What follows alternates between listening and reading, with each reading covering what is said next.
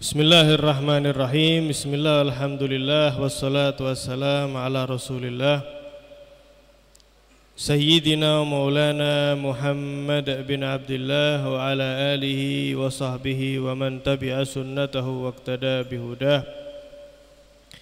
Nawaina ta'alluma wa ta'lim wa tadhakkura wa tadhkira wa naf'a wal intifa' wal ifadah wal istifadah wal hasala tamassuki bi kitabillah wa sunnati rasulih wa du'a alal huda wa dalalata alal khair ibtigha'a wajhillah wa mardatihi wa qurbihi wa thawabihi subhanahu wa ta'ala. Allahumma akrimna binuril fahmi wa akhrijna min dhulumatil wahmi wa zidna ilma birahmatika ya akramal akramin wa ya arhamar rahimin. Hadirin hadirat yang dimuliakan Allah, wabil khusus yang kita muliakan para sesepuh bini sepuh. Alhamdulillah malam hari ini kita bisa berkumpul untuk melanjutkan pencarian ilmu kita, kajian dalam kitab Risalatul Mu'awanah. Masih di dalam pembahasan niat, yang mana niat merupakan pokok daripada amal kita. Setelah kemarin kita membahas pembahasan niat, kemudian akan muncul pertanyaan,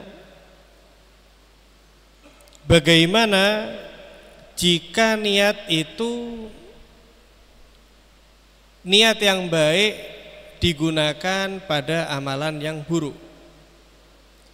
Kan kemarin sudah kita bahas bahwa betapa pentingnya amal, betapa pentingnya niat dalam amal. Kemudian bagaimana perkara yang mubah itu bisa menjadi bernilai pahala di sisi Allah dengan adanya niat tujuan yang baik pada pengamalan tersebut. Bahkan jika dengan hanya niat saja Allah Ta'ala sudah hitung pahala, dengan catatan seandainya hal tersebut diberikan oleh Allah, maka dia akan betul-betul merealisasikan apa yang telah diniatkan. Seperti kata beliau kemarin, ketika ada orang ingin untuk memperbanyak harta, dengan dia punya niat supaya tidak tergantung dengan orang, supaya bisa bersedekah kepada yang membutuhkan, supaya bisa menyambung silaturahim dengan kerabat, dengan saling memberikan hadiah, maka biasanya yang seperti ini Allah akan uji, Allah akan berikan betul harta yang banyak, Allah akan lihat betul-betul bersedekah atau tidak, betul-betul menyambung silaturahim dengan kerabat dengan memanfaatkan hartanya atau tidak. Karena jika ternyata tidak dilaksanakan, kata beliau, maka ini berarti tidak ada pengaruh dalam niatnya tersebut. Nah, bagaimana kalau jika amalan tersebut amal yang jelek, namun diniatkan niat yang baik? Apakah amal yang jelek, nyata kejelekannya tersebut kemudian bisa bernilai pahala di sisi Allah? Maka di sini Al Habib Abdullah bin Alwi Al-Haddad beliau menyatakan, wan niyatu la tu'assiru fil ma'asi syai'an kama anna tadhira la athara lahu fi najasil ain.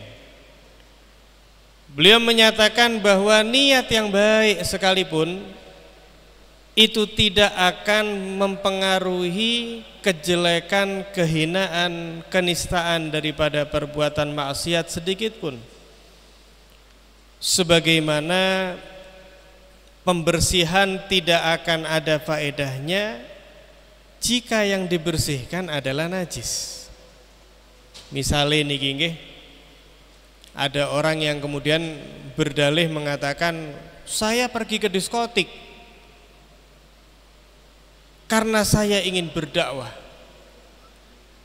karena saya ingin melihat betapa mengerikannya ahli maksiat sehingga saya semakin takut. Nah, apakah niat yang mungkin terkesan baik tersebut dengan dia masuk ke tempat yang penuh dengan maksiat justru bernilai pahala?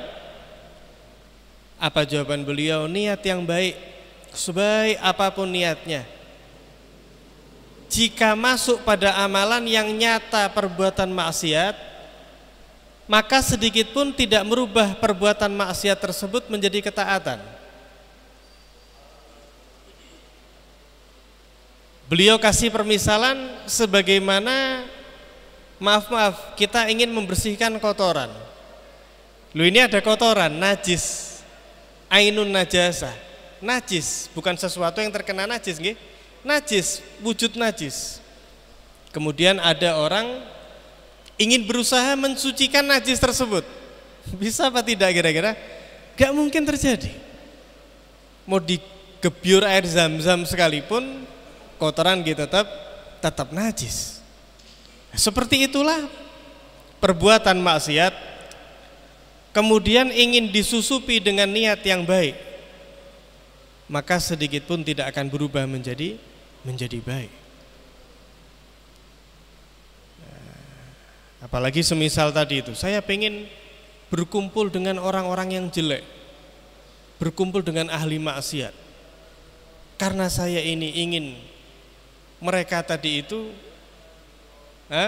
berubah misalnya. Ya, caranya bukan seperti itu. Bila ini tidak mendatangi sumbernya tempat maksiat. Dikatakan oleh para ulama bahwa kalau memang iman kita itu sudah cukup kuat, kemudian cara fikih dakwah kita sudah cukup baik, kita akan memahami bagaimana cara berdakwah yang tepat. Sebagaimana zaman ini beberapa tahun yang lalu, zaman musim virus niku. Kira-kira kalau orang yang imunnya kok nggak cukup baik, berkumpul dengan orang-orang yang positif, mudah-mudahan nggak balik lagi nggih penyakit tersebut. Nah, kemudian dia ingin berkumpul dengan orang-orang yang sudah terpapar penyakit dengan menyatakan saya datang supaya orang-orang yang lain ini sembuh, ketularan saya sembuh. Jadi sembuhnya nular. Lu kira-kira orang-orang yang sakit itu bakal sembuh, atau bahkan orang itu ikut terjaring penyakit? Dia akan ikut terjaring penyakit. Namun beda halnya jika dia tadi itu adalah seorang dokter, kemudian sudah meningkatkan imunnya dengan mencukupi nutrisi pada dirinya, dia pun dokter, bisa untuk mengobati orang. Nah, ini beda ceritanya. Nah, kalau tadi itu contoh tadi harus dengan kuatnya imun, adapun contoh yang barusan adalah dengan kuatnya iman, hanya beda huruf sedikit nggih. Kalau tadi butuh kuatnya imun, kalau ini butuh kuatnya iman kepada Allah Subhanahu wa taala. Jadi kalau belum cukup kuat, jangan kita berdalih seperti itu. Nggih, seperti membersihkan kotoran kata beliau. Beliau pun juga memberikan permisalan, faman wafaqa insanan ala ghibati muslimin. Misalnya kok wonten perkumpulan niki ngerasani membicarakan keburukan orang lain. Kemudian dia ikut duduk di situ mendengarkan, menyimak dengan baik. Dulu kan yang penting saya nggak ngerasani. Loh, tapi kan nyimak nggih. Loh, nyimak niki dawuh Kanjeng Nabi, al-mustami' ahadul muqtabain. Pendengar itu salah satu orang yang bergunjing. Lah kalau nggak ada yang menggunjing, kalau tidak ada yang mendengar, gimana caranya ngerasani? Dia ikut duduk mendengarkan rasan-rasan tersebut. Kemudian, loh kamu kenapa kok duduk kok ikut rasan-rasan? Loh kan itu perbuatan dosa. Kalau kata para sebagian ulama itu mengatakan betapa dahsyatnya nggih dosa kepada sesama manusia itu. Di Tanbihul Mukhtarin dikatakan, seandainya seseorang punya 70 kesalahan kepada Gusti Allah, 70 dosa kepada Allah, itu lebih ringan daripada dia harus memiliki dosa kesalahan kepada sesama manusia. Karena Allah itu selama kita tulus minta maaf, menyesali, merasa bersalah kepada Allah, Allah insya Allah akan ampuni. Tapi kalau manusia bermacam-macam, belum tentu. Ini dia ditanya, lah kamu kenapa kok duduk ikut rasan-rasan? Iya, saya itu niatnya baik kok. Saya itu ikut duduk bersama mereka. Saya niat idkhalus surur, menggembirakan hati yang ngerasani. Saya nanti khawatir kalau saya kok berdiri nanti kecewa dia. Saya berarti menyakiti hati seorang muslim. Wah, dosa nanti saya. Ini gini. Nah, jadi dia niat ikut duduk dalam majelis rasan-rasan tersebut dengan berdalih menggembirakan hati yang bercerita, tidak mau menyakiti hatinya kalau dia pergi nggak ikut ngerasani. Loh, ini kan keliru, ini sangat keliru. Ada di seorang wali, seorang soleh di Tuban itu, almarhum Al-Habib Alwi bin Muhammad Ba'agil, makam beliau ada di Sunan Bonang. Beliau itu kalau duduk bersama murid, bersama teman beliau, kalau kok ada yang satu saja nyebut ngerasani orang, beliau tidak enggan untuk langsung berdiri dan meninggalkan. Sudah enggak banyak bicara. Pokoknya ada yang mulai tek ngerasani, berdiri, beliau jalan, beliau pergi. Jadi itu enggak benar. Saya enggak, nanti kalau saya pergi sakit hati, gimana itu nanti? Lah ini keliru. Justru harus ditinggalkan. Wa man sakata anil amri bil ma'ruf wa nahya anil munkar. Kemudian ketika ada orang berdiam, tidak mau mengajak baik, tidak mau mencegah kemungkaran. Lu kamu kenapa? Kamu melihat ada teman kamu main PS gak gelem sholat. Lah kok kamu gak ingatkan? Mbok yo diajak ke masjid, kok gak kamu ingatkan? Iya, nanti kalau saya ingatkan nanti dia malu, nanti dia sakit hati sama saya. Wis jangan wis, daripada sakit hati, kan nanti dosa saya kalau sakit hati. Nah, ini keliru. Karena dikatakan as-sukutu bil munkari munkarun.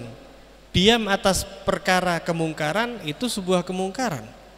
Ketika kita diam dengan adanya kemungkaran, itu sebuah kemungkaran. Atau ketika orang tidak menegur karena melihat adanya kemungkaran. Loh, kamu tadi melihat teman kamu tadi minum minuman keras. Lah kok enggak kamu tegur, kok enggak kamu larang? Loh, kamu sayang napa mboten kepada temannya? Kalau kamu sayang, justru harusnya diingatkan supaya dia enggak dapat siksa nanti. Oh enggak, saya niatnya baik. Saya enggak ingatkan teman saya, nih niat saya baik. Karena saya khawatir kalau saya ingatkan dia tadi itu ketika minum minuman keras, nanti dia sakit hati. Nanti dia kecewa sama saya. Dia nanti bersedih. Padahal Gusti Allah menyatakan menyakiti hati seorang muslim, ya, dikatakan bahwasanya menyakiti hati seorang muslim itu lebih dahsyat di sisi Allah daripada menghancurkan Ka'bah sekalipun. Saya takut menyakiti hatinya. Loh, niki pula keliru. Jadi dia berniat baik namun dalam perbuatan kemaksiatan, yaitu meninggalkan nahi mungkar. Misalnya kok melihat ada keluarganya yang enggak sholat subuh, enggak dibanguni misalnya. Kenapa? Niat saya baik. Kasihan nanti kalau bangun kurang istirahat nanti sakit. Niki keliru juga. Justru ketika kita sayang dengan keluarga kita, bagaimana terlebih seorang suami nggih? Seorang suami niku kita patut sangat wajib untuk berusaha menjadi pemimpin mereka dunia akhirat. Sebagaimana seorang imam dalam keluarga akan selalu memperhatikan apakah makanan mereka cukup, minuman mereka cukup, memastikan tidak ada kekurangan untuk mereka. Dan seperti itulah para rawuh, sebagai imam dalam keluarga seharusnya memiliki ibadah yang paling tinggi di antara yang lain. Seharusnya memiliki sangu akhirat yang lebih banyak daripada yang lainnya. Sehingga na'udzubillah ketika kelak di akhirat ada yang minta syafaat, bisa memberi syafaat.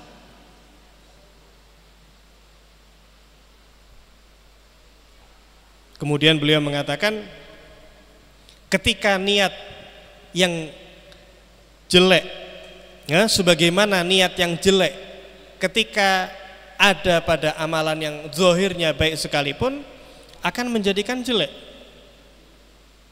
Ibadah sholat saya nopo mboten? Sangat saya. Tapi ketika ibadah tersebut bukan karena Gusti Allah, biasanya nggak pernah sholat sunnah qobliyah ba'diyah.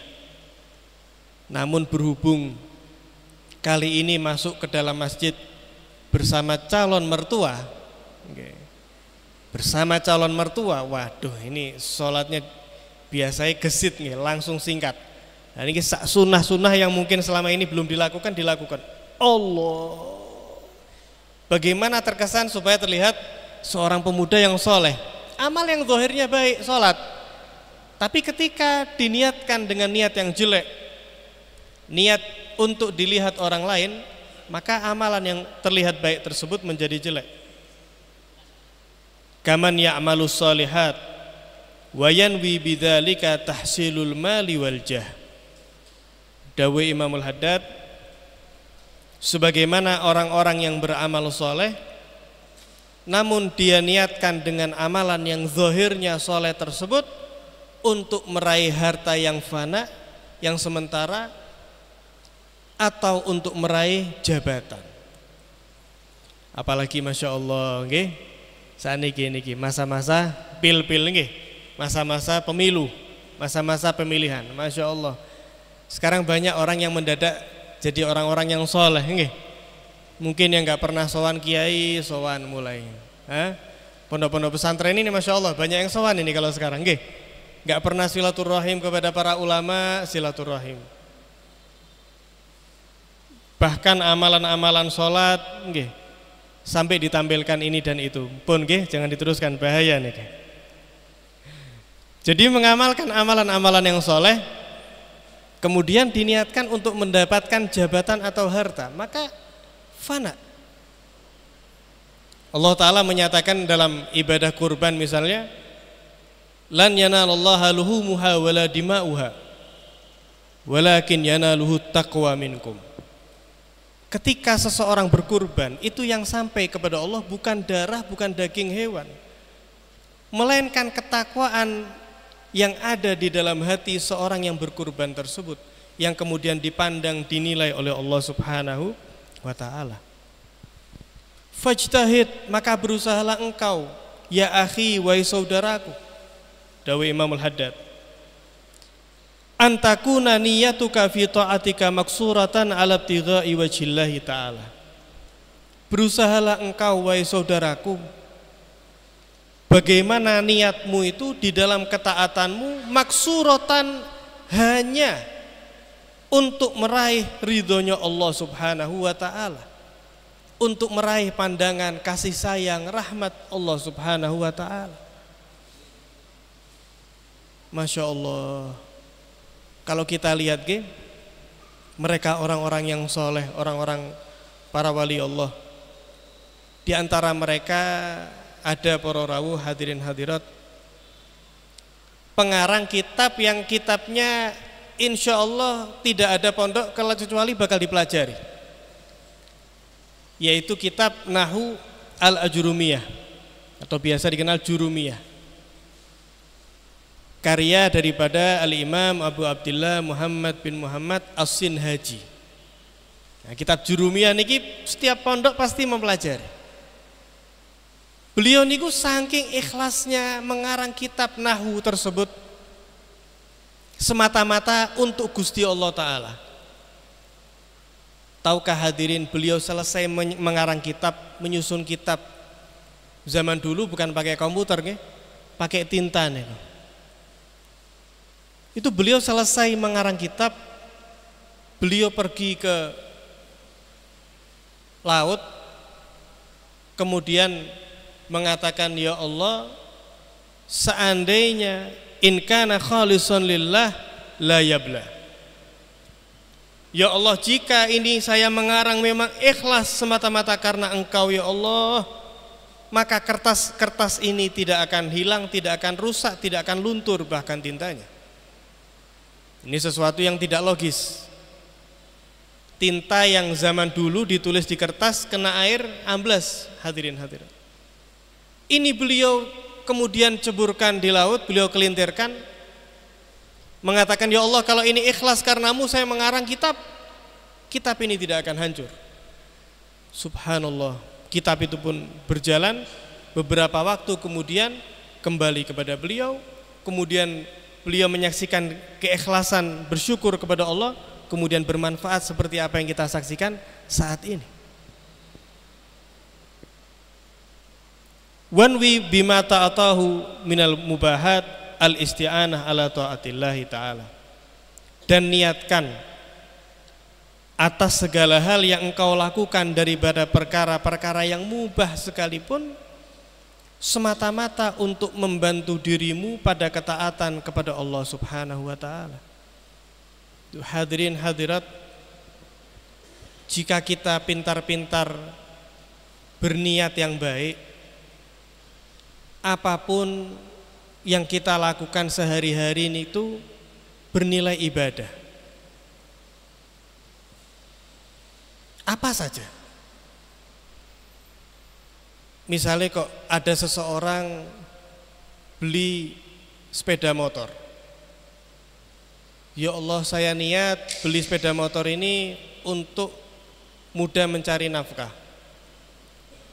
untuk mengantar orang tua saya, untuk mudah pergi ke masjid, untuk menyenangkan anak-anak saya, untuk membeli sepeda motor jenengan dapat pahala. Ngopi bisa bernilai pahala. Jenengan ngopi pagi-pagi, ada kalanya dapat pahala, ada kalanya tidak. Kalau jenengan niatkan yang baik, dapat. Ngopi loh niki, bukan sholat, bukan ngaji. Ya Allah, saya niat kok ngopi ini supaya saya mencari nafkah dengan semangat, supaya saya bisa ngaji Al-Quran dengan nyaman,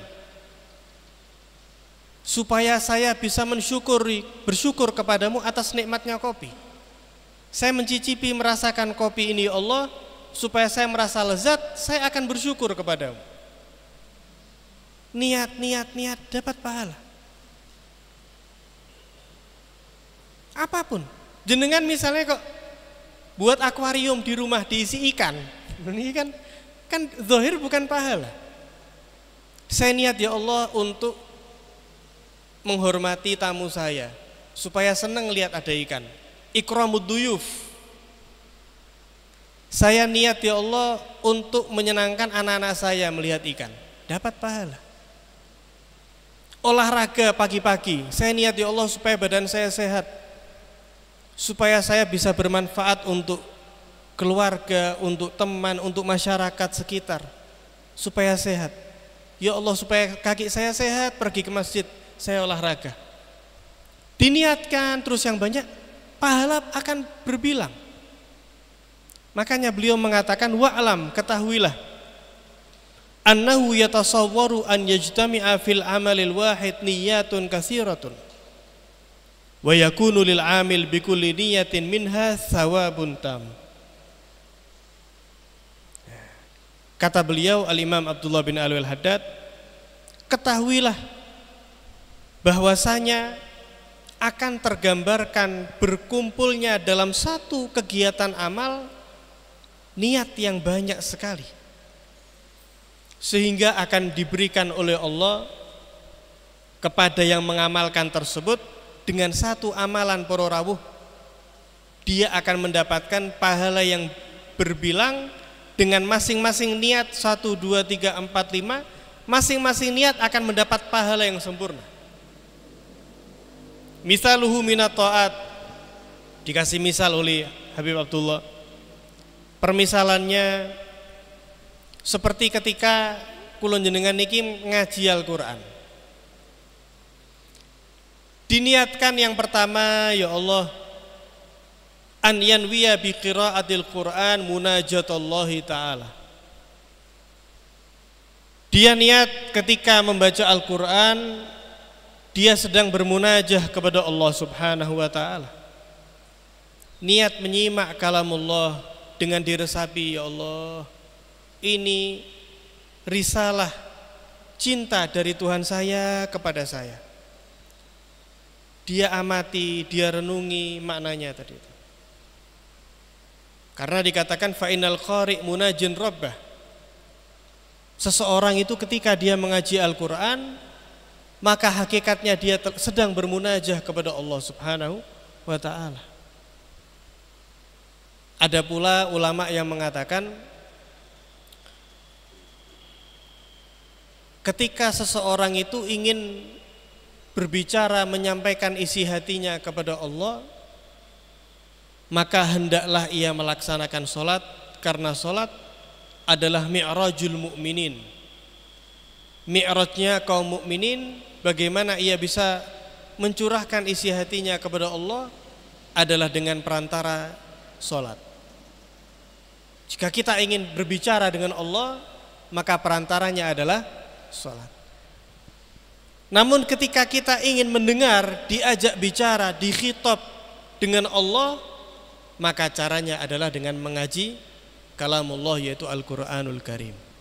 Makanya orang itu para rawuh, kalau sholatnya bagus ditambahi yang sunnah, ngaji Al-Quran setiap hari tidak pernah ditinggal, konsisten. Hatinya dipastikan akan tentram dan damai karena dia selalu berdialog dengan Allah dan diajak, dikhitab dengan Allah Subhanahu wa ta'ala. Niat munajat. Yang kedua, wayanwi istikhrajal ulum minal Qur'an fa innahu ma'dinuha.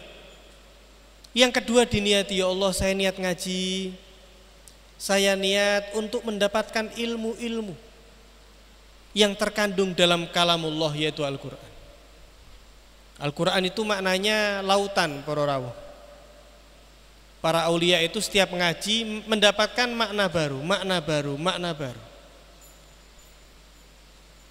Ada salah seorang ulama, Al-Habib Muhammad bin Hasan Jamalul Lail. Beliau niku sampai mendapatkan julukan Jamalul Lail karena beliau menghiasi malam-malam dengan ibadah kepada Allah. Beliau pernah suatu malam membaca firman Allah, innal ladzina amanu wa amilus solihati sayaj'alu lahumur rahmanu wudda. Mereka hamba-hamba Allah yang beriman kepada Allah dan beramal soleh, maka Allah akan berikan kepadanya wud. Wudun niku para rawuh kalau arti secara bahasa adalah kasih sayang. Itu Al-Habib Muhammad bin Hasan mengulangi ayat tersebut dari beliau tahajud tengah malam sampai tiba waktu sholat subuh. Dan beliau mengatakan, setiap saya mengulangi ayat tersebut, maka makna wudda pada firman Allah tersebut memiliki makna yang baru, makna yang baru, makna yang baru. Muncul makna kasih sayang, muncul makna perhatian, muncul makna perlindungan, muncul makna semakin luas, semakin lapang dada beliau. Mudah-mudahan kita dikasih ya, merasakan nikmat mendapatkan ilmu seperti itu. Niat mendapat ilmu. Yang ketiga, wayanwi naf'a nafsih wasami'in. Niat untuk mendapat manfaat untuk dirinya. Lisan ini bersaksi kelak kepada Allah. Saya niat ya Allah ngaji supaya lisan ini bersaksi bahwa ya Allah, si fulan ini memang menggunakan saya untuk mengaji kalam. Wa naf'il muslimin, kalau misal masya Allah ngajinya mungkin lebih keras atau mungkin menggunakan mikrofon, niat mudah-mudahan yang mendengar ikut mendapat pahala dengan mendengarkan Al-Quran. Niatnya sudah 3. Ila ghairi dzalik minan niyat as-salihah al-hasanah. Dan masih banyak lagi niat-niat baca Al-Quran yang lainnya. Di antaranya makan.